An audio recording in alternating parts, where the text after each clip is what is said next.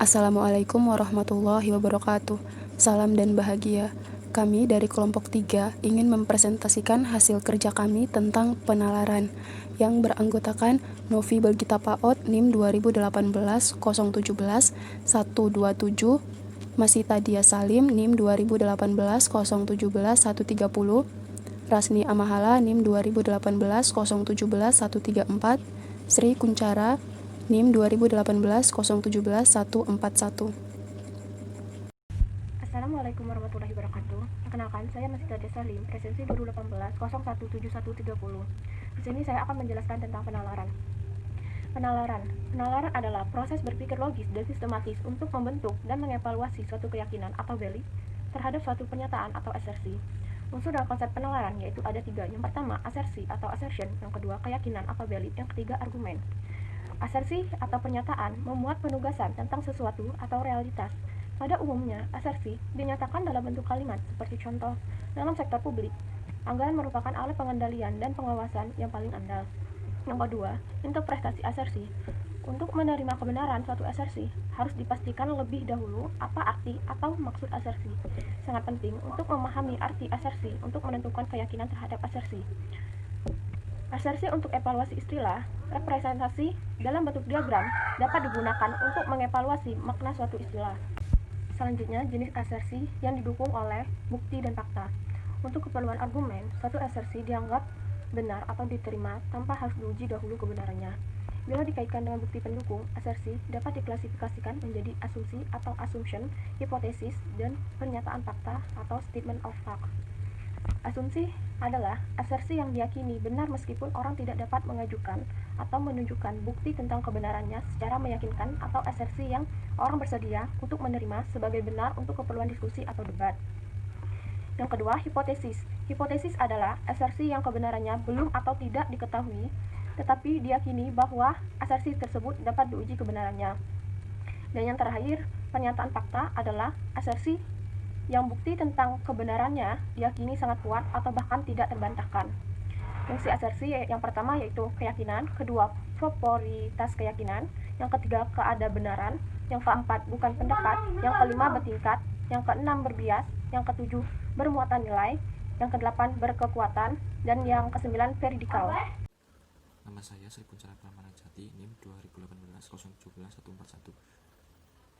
Selanjutnya, keterpaan atau malleability atau kelentukan keyakinan berkaitan dengan mudah tidaknya keyakinan tersebut dapat diubah dengan adanya informasi yang relevan. Selanjutnya, argumen. Dalam kehidupan sehari-hari, istilah argumen sering digunakan secara keliru untuk menunjukkan ketidaksepakatan, perselisihan pendapat, atau bahkan pertengkaran mulut. Dalam pengertian ini, argumen dapat mempunyai konotasi negatif. Dalam arti positif, argumen dapat disamakan dalam penalaran logis untuk menjelaskan atau mengajukan bukti rasional tentang suatu asersi. Argumen deduktif. Argumen deduktif adalah proses penyimpulan yang berawal dari suatu pernyataan umum yang disepakati ke pernyataan khusus sebagai simpulan atau konklusi. Argumen deduktif juga disebut dengan argumen logis. Argumen logis adalah argumen yang asersi konklusinya tersirat atau dapat diturunkan dari asersi-asersi lain yang diajukan. Argumen induktif. Penalaran ini berawal dari suatu pernyataan atau keadaan yang khusus dan berakhir dengan pernyataan umum yang merupakan generalisasi dari keadaan khusus tersebut. Berbeda dengan deduktif, yang merupakan argumen logis. Argumen induktif lebih bersifat sebagai argumen ada benarnya. Argumen dengan analogi. Penalaran dengan analogi adalah penalaran yang menurunkan konklusi atas dasar kesamaan atau kemiripan karakteristik, pola, fungsi, atau hubungan unsur suatu objek yang disebutkan dalam suatu asersi. Argumen sebab akibat. Menyatakan konklusi sebagai akibat dari asersi tertentu merupakan salah satu bentuk argumen yang disebut argumen dengan atau generalisasi. Hubungan penyebab biasanya dinyatakan dalam struktur X menghasilkan Y, atau Y memaksa Y terjadi, atau X menyebabkan Y terjadi, atau Y terjadi akibat X, atau Y berubah karena X berubah. Akan tetapi pernyataan tersebut sebenarnya hanyalah memverbalkan bahwa A bervariasi atau berasosiasi dengan B, tetapi tidak menunjukkan bahwa apa yang sebenarnya terjadi merupakan gabungan kasual. Selanjutnya, perkenalkan, nama saya Rasni Amahala, NIM 2018 017 134. Saya akan melanjutkan tentang kriteria penyebaban. Kaidah perbedaan Mills sebenarnya merupakan suatu rancangan untuk menguji secara eksperimental apakah memang terdapat hubungan kausal untuk menguji dan menyatakan bahwa suatu faktor atau variabel C menyebabkan suatu gejala atau variabel lain Z. Ada 3 kriteria tersebut harus dipenuhi. Yang pertama, C dan Z bervariasi bersama. Bila C berubah, maka Z juga akan berubah. Kriteria ini harus dipenuhi karena hubungan sebab akibat hanya terjadi jika ada perubahan baik faktor penyebab maupun faktor akibat. Yang kedua, faktor C terjadi sebelum atau mendahului perubahan Z terjadi. Kriteria ini harus dipenuhi karena penyebaban menuntut adanya pengaruh suatu faktor terhadap faktor lain dalam selang waktu tertentu. Yang ketiga, tidak ada faktor lain selain C mempunyai perubahan Z. Faktor ini harus dipenuhi karena untuk meyakinkan bahwa faktor sebab benar-benar menyatakan faktor akibat. Selanjutnya yaitu penalaran induktif dalam akuntansi. Penalaran induktif dan akuntansi pada umumnya digunakan untuk menghasilkan pernyataan umum yang menjadi penjelasan atau teori terhadap gejala akuntansi tertentu. Pernyataan umum tersebut biasanya berasal dari hipotesis yang diajukan dan diuji dalam suatu penelitian empiris.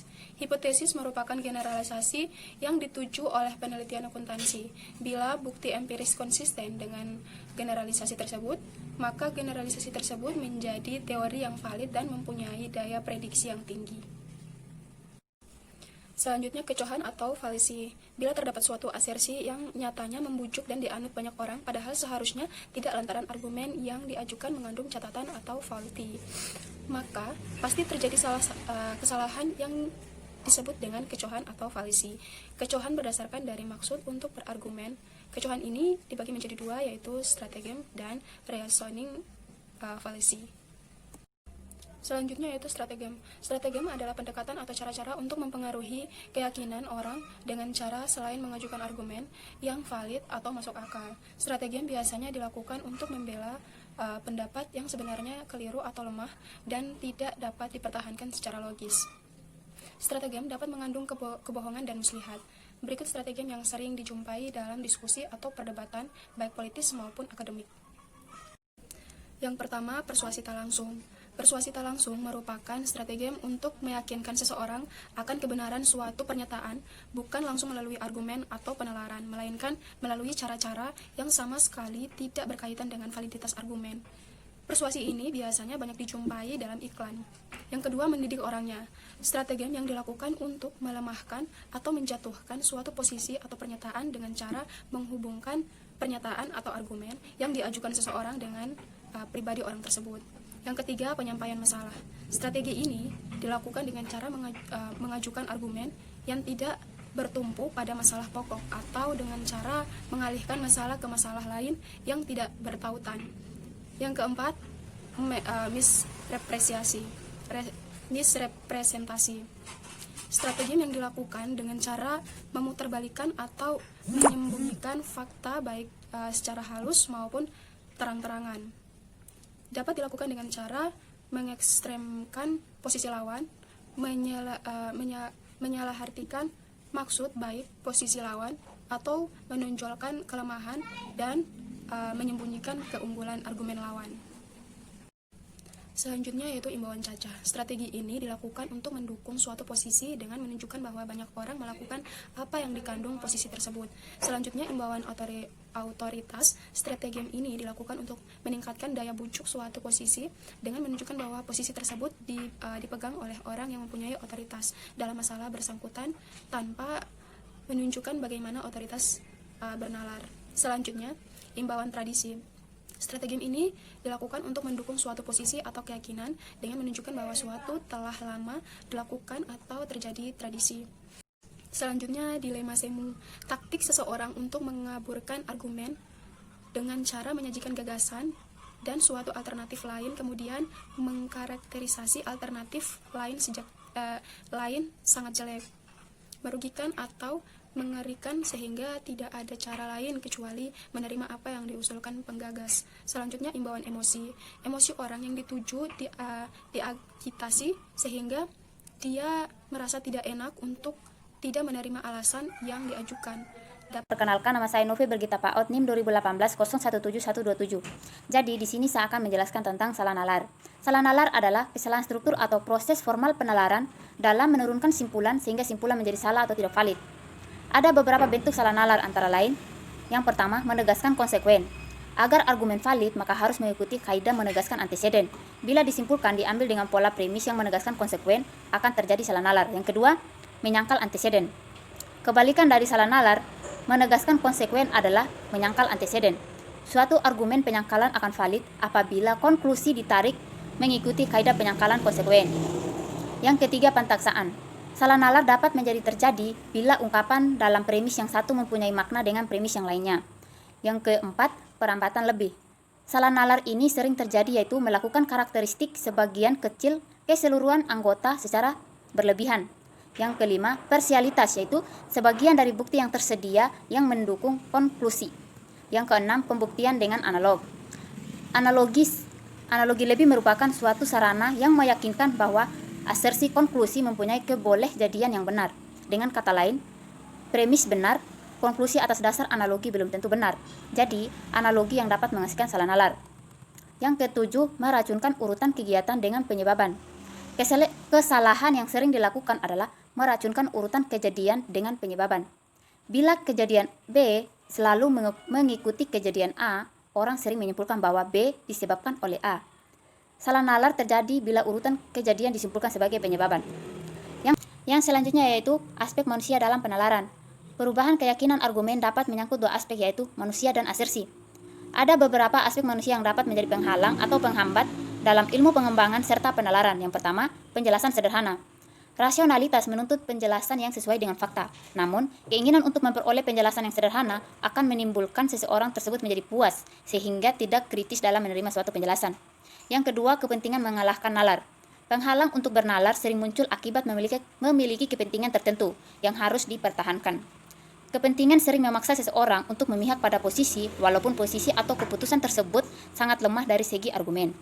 Yang ketiga, sindroma tes klinis. Sindroma yang menggambarkan seseorang merasa atau bahkan yakin bahwa terdapat ketidakberesan atau keanehan pada tubuhnya. Yang keempat, mentalitas de Joko Tingkir, yaitu mengubah skenario yang sebenarnya atau realita untuk mendapatkan sesuatu. Mentalitas de Joko Tingkir bisa menghambat terjadinya argumen yang sehat. Yang selanjutnya itu merasionalkan daripada menalar. Supaya argumen berjalan dengan baik, penalar paling tidak memiliki pengetahuan atau wawasan yang cukup baik. Kurangnya wawasan atau pengetahuan dapat menjebak orang untuk memilih stratagem yang salah. Maka orang cenderung melakukan rasionalisasi tanpa mempertimbangkan argumen. Dan yang terakhir yaitu persistensi, yaitu gejala psikologis atau tingkah laku manusia untuk terpaku pada makna suatu simbol atau objek, kemudian membuat orang tidak dapat melihat makna atau objek alternatif. Terima kasih atas perhatiannya teman-teman. Wassalamualaikum warahmatullahi wabarakatuh.